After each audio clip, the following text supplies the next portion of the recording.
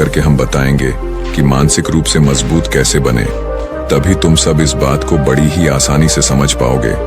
गुरु कहते हैं कि जब भी हम कुछ सोचते हैं तो सबसे पहले वह विचार हमारे मस्तिष्क में जन्म लेते हैं और उसी के अनुरूप हमारा पूरा शरीर कार्य करने लगता है।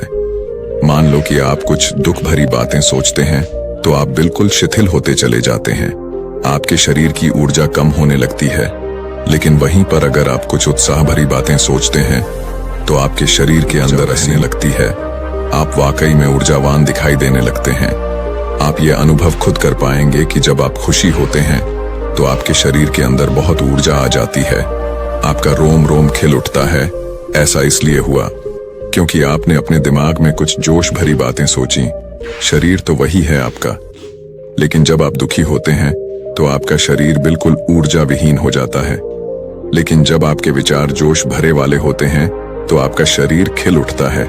यानी हमारा शरीर किस तरीके से काम करेगा, यह सब हमारे मस्तिष्क में उत्पन्न हो रहे विचारों पर निर्भर करता है।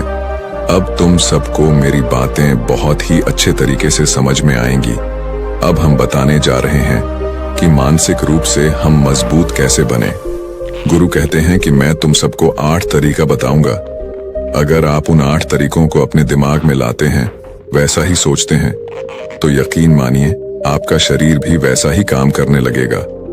जैसा कि मैं पहले बता चुका हूं कि जब आप दुखी होते हैं तो आपका शरीर ऊर्जा विहीन होने लगता है, लेकिन जब आप खुश होते हैं, आपके दिमाग में अच्छा विचार आया और आप खुश हो गए तो आपके शरीर में अच्छी ऊर्जा बहने लगती है। इसका मतलब यह है कि अगर हम वह 8 तरीका जान लें और वही हम अपने दिमाग में सोचे तो हमारा शरीर भी ऊर्जा और जोश से